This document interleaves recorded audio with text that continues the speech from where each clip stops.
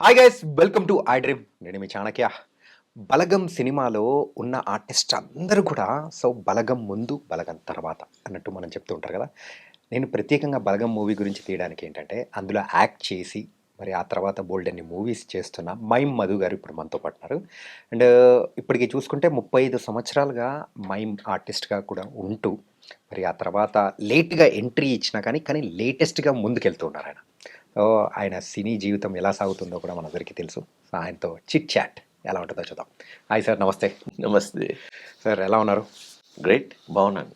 Sir, మిమ్మల్ని చూసేటప్పటికి ఆ బలగం ఫ్రేమ్స్ అండ్ ఆ క్యారెక్టరైజేషన్ అందరికీ మైండ్‌లో ముద్ర పడిపోయింది. సినిమా కంటెంట్ అండ్ అందరికీ చెప్పాల్సిందే ఉంది. మీరే చెప్తున్నారుగా. అవును. Before and after. So, how is the life of Balagam? నాకు బలగం ద్వారా జనాలకి ఎక్కువగా రీచ్ అయింది నిజమే. కానీ నా జర్నీ ఆకాశవాణి నుంచి స్టార్ట్ అయింది. ఆకాశవాణి మూవీ దానివల్ల నాకు బలగం వచ్చింది. ఓకే. తర్వాత బలగం చూసి నన్ను ఎవరు గుర్తుపట్టలేదు. కమర్షియల్ సినిమా వేరేది సరిపోదా శనివారం. సో అట్లా వెళ్తున్నప్పుడు జనాలకు తెలిసింది. ఈవెన్ బలగం సినిమా చూసేటప్పుడు నేను ఆడియన్స్లో కూర్చున్నాను. ఆడియన్స్ ఎవరు నన్ను గుర్తుపట్టలేదు. ఓకే. సో నాతో చెప్తున్నారు, బా తమ్ముడు మా కాళ్ళ మీద పడుతున్నాడు అని ఏడుస్తూ మాట్లాడిన వాళ్ళని నేను చూశాను. నాతోనే మాట్లాడారు, బట్ నేనే అని కూడా వాళ్ళకి తెలియదు. సో ద పాయింట్ ఏంటంటే జర్నీ ఎప్పుడు ఎక్కడ టర్నింగ్ అవుతుందో తెలియదు. సో ఇతనైనా మీరేనా ఆ రికగ్నైజేషన్ రావడానికి నాకు మిగతా ఆర్టిస్టుల కంటే నాకు ఎక్కువ సమయం పట్టింది. ఓకే. కానీ పేరు మైమ్ మధు అంటే అందరికీ దాదాపుగా ఆర్ట్ పరంగా పరిచయం ఉన్న యాజ్ ఎ యాక్టింగ్ టీచర్గా మిగతా వెళ్ళిన తెలుగు ప్రేక్షకులందరికీ చాలా ఎక్కువ మందికి రీచ్ కావడానికి గల కారణం మాత్రం Balagam. Okay sir. So acting టీచర్గా ఉన్నారు. అలాగే ఏంటంటే మైమ్ సుమారు 35 సంవత్సరాలు అంటే it's not an small thing. కానీ ఇన్ని ఆర్ట్స్ తెలిసిన వాళ్ళు సినీ రంగంలోకి మీరు ఎంట్రీ ఇవ్వడానికి ఎందుకంత టైం తీసుకున్నారు అనుకోవచ్చు? అంటే నా మెయిన్ ప్యాషన్ ఈజ్ టీచర్గా నేను వెళ్ళాను, పెర్ఫార్మర్గా వెళ్ళినాను. And I'm the first Indian to receive the international mime scholarship. Okay. And world mime థియేటర్గా ఎంపికైనటువంటి 2వ ఆసియావాసిని. And Ustad Bismillah Khan Sangeet Natak academy award given by government of India. ఈ ఫీల్డ్లో మైమ్ ఫీల్డ్లో ఫస్ట్ పర్సన్ నేను. నా నుంచి ఆ నేషనల్ అవార్డ్ స్టార్ట్ అయింది. And at the same time నాకు మైమ్ తప్పించి ఇంకా ఏమీ కనబడేది కాదు. కాకపోతే చాట్ల శ్రీరాములు గారు, దీక్షిత్ మాస్టర్ గారు, మిగతా తెలుగు థియేటర్ పీపుల్స్ వాళ్ళందరూ, మోహన్ గారు వీళ్ళంతా ఏం చేశారంటే నాటక రంగం లోపల ఎప్పుడైతే చేసామో తర్వాత నేను థియేటర్ ఆర్ట్స్ చేసిన తర్వాత నాటకాలు వేయడం, తర్వాత డబ్బింగ్ రావడం, బిందు నాయుడు గారు, మంజులా నాయుడు గారు ఎప్పుడైతే ఫిలింకి మనని టీవీ వైపు నాకు పరిచయం చేసినారు. సో దెన్ ఈవెన్ దో నాకు సపోర్ట్గా మైమ్కి సపోర్ట్గానే నేను టీవీ చేశాను, డబ్బింగ్ చేశాను. కానీ అది మెయిన్ కెరీర్గా నేను ఎప్పుడు దానికి వెళ్ళలేదు. ఓకే.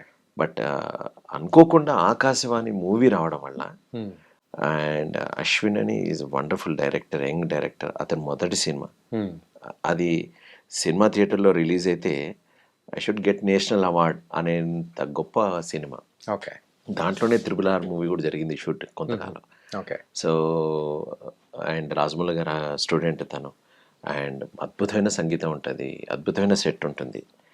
సముద్రకని గారితో full length role. It's you can say main lead. ఆ చెట్టు ఊడలతో రేడియో మీద చాలా అద్భుతమైన స్టోరీ. అది సోనీ లీవ్లో ఉంది. సో చాలా మంది టెక్నీషియన్స్కి, ఆర్టిస్టులకి నన్ను సినిమా వైపు పరిచయం చేసింది. సో అక్కడ నుంచి ఇదే టైంలో మా ఆవిడ, నేను, నా కూతురు మేము ఫ్రాన్స్కి షిఫ్ట్ అవుదాం అనుకున్నాం. ఎందుకంటే ఆఫ్టర్ కరోనా వల్లనే అది సినిమా థియేటర్లో రిలీజ్ కాలే. సో దెన్ ఆ తర్వాత గాలి సంపత్ అనే మూవీ అనిల్ రావుపూడి గారి నిర్వహణలో జరిగింది. తర్వాత అందులో రాజేంద్ర ప్రసాద్కి మైమ్ నేర్పించడం, అందులో విలన్గా ఒక చిన్న పాత్ర చేయడం, వాళ్ళు అవకాశం ఇవ్వడం వల్ల నాకు ఆగిపోయా. ఆ తర్వాత ఇంకో ఇయర్కి వెళ్దాం అనుకునే అంత లోపల చోర్ బజార్, తర్వాత బలగం, దెన్ ఇక్కడ కొన్ని సెలబ్రిటీ పీపుల్ అండ్ కొంతమంది యంగ్స్టర్స్కి నేను మైమ్ అండ్ థియేటర్ యాక్టింగ్కి సంబంధించిన క్లాస్ చెప్పడం ఉండిపోయా. తర్వాత opportunities after Balagam and I got a open అయింది. సో అట్లా నేను ఇండస్ట్రీకి రావాలనే ఆలోచన లోపల ఉన్న దానికోసం నేను ప్రత్యేకమైనటువంటి కృషి చేయలేదు. ఓన్లీ మైమ్ మీదనే ఉన్నాను. సో నేను ఎప్పుడు నా మనసుల లోపల సరైన టైం వచ్చినప్పుడు అప్పుడే అవి జరుగుతాయని నేను ఆలోచించేవాడిని. బట్ నా ఆర్ట్ ఫామ్ని నేను డెవలప్ చేసుకోవడానికి ఏమేమి చేయాలి అవన్నీ చేస్తూ పోయాను. మీ లైఫ్లో నాకు తెలిసినంత వరకు అనిల్ రావిపూడి గారు విలన్గా అయ్యారేమో. ఏ అంటే ఆయన గాలి సంపత్ మూవీ సో ఇవన్నీ ఇవ్వడంతో ఫ్రాన్స్లో సెటిల్ అవ్వాల్సిన మైమ్ మధు గారు ఇండియాలో ఉండిపోవాల్సి వచ్చింది. అంటే I should say thanks because France it's okay. There is several reasons. నేనేమనుకుంటున్నానంటే రీజన్ ఒక పేరుకు మాత్రమే ఉంటుంది కావచ్చు, కానీ అనేక సందర్భాలు ఉన్నాయి. ఇప్పుడు ఆయనతో పాటు కాలం ఎంత ఒక నెల రోజులు, కానీ ఆ సినిమా డిజాస్టర్. అదేమంత పెద్ద ఆడలేదు గాలి సంపత్ సినిమా, కానీ నాకు ఆర్టిస్ట్గా పర్ఫార్మెన్స్గా నాకు మంచి పేరు వచ్చింది. కానీ పాయింట్ ఏంటంటే నాకు అప్పటికి అనిల్ రావిపూడి గారు అంటే తెలియదు. పక్క నుండి అనిల్ రావిపూడి గారు అంటే ఎవరు అని నేనే అడిగా. అంటే నాకు ఇండస్ట్రీ నాకు కొత్త. సో అందరూ పరిచయాలు కావడం, తర్వాత ఎంకరేజ్ చేయడం, బాగుంది, కంఠ బాగుంది, ఎక్స్ప్రెషన్స్ బాగున్నాయి, కమాండింగ్ ఉంది, ఇవన్నీ మీరు మళ్ళీ పైగా FTA పూణే ఫిల్మ్ ఇన్స్టిట్యూట్లో నేను విజిటింగ్ ఫ్యాకల్టీని మైమ్కి సంబంధించింది 2011లో నేను అక్కడ సిలబస్ ఇచ్చాను. అక్కడి నుంచి ఇప్పటిదాకా కంటిన్యూ అవుతున్నాను. సో కనుక what happened then obviously they needed quality actors. So వాళ్ళు ఎంకరేజ్ చేయడం, ఆహా బాగుంది. సో అట్లా స్టెప్ బై స్టెప్ సో ఒకరి తర్వాత ఒకరు అందుకున్నట్టుగా they given me a proper pushup. అది నేచర్గా వాళ్ళకి నా అవసరం ఉంది, నా అవసరం వాళ్ళకుంది, వాళ్ళ అవసరం నాకుంది. సో పాత్రలు పిలుచుకుంటే అని నేను నమ్ముతాను. దానిపై కానీ వాళ్ళ నామ్ లిఖావే, నాకు ఇక్కడ తినాలని రాసింది, నా ఇక్కడనే పని చేయాల్సి, అందుకోసం ఇక్కడ పోయాను. That's it. Nice sir.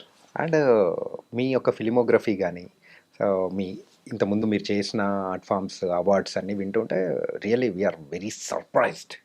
నేనైతే చాలా పెద్ద సర్ప్రైజ్ అవుతున్నా. It was very nice. And coming to the Saripodhaa Sanivaaram, so మీకు దాని తర్వాత కూడా మంచి పేరు తీసుకొని వచ్చినది సరిపోదా శనివారం మూవీ. అందులో SJ సూర్య గారికి ఎప్పుడు కోపం వచ్చినా కానీ తీసుకెళ్ళిపోయేది మిమ్మల్ని. గుళ్ళో గంట కొట్టాడు మిమ్మల్ని కొడుతూనే ఉంటాడు. సో దట్ రియలిస్టిక్ ఎక్స్ప్రెషన్స్ అనేది కూడా కొడుతూ ఉంటే మమ్మల్ని కొడుతున్నంత ఆ ఫీల్ అనేది మీ కళ్ళల్లో కనిపించింది అనమాట. Even that was very very impressive అనిపించింది.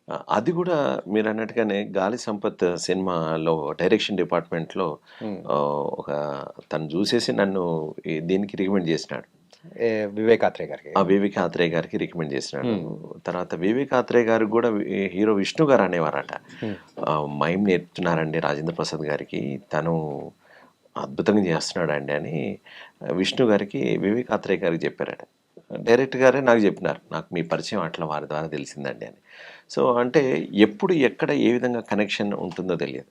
So if you do honest work then automatically it comes. So మీరు చెప్పినట్టుగా ఆ పాత్ర చిన్నదా పెద్దదా, డైలాగ్స్ ఉంటాయా ఉండా, ఎవరితోటి కాంబినేషన్, కమర్షియల్ వాల్యూస్ కోసం ఒక ఇంట్రెస్ట్ ఉంటుంది కావచ్చు, కానీ but if you in front of the camera or on stage or street performance whatever it may be, నీ క్యారెక్టర్ కనబడాలి, నువ్వు కాదు కనబడాలి అని నా గురువులు నాకు చెప్పినటువంటి విధానం. సో అదే నన్ను ఆ ట్రాన్స్ఫర్మేషన్కి నాకు గురి చేసింది. అంతకు మించి ఇంకేం లేదు. ఓకే.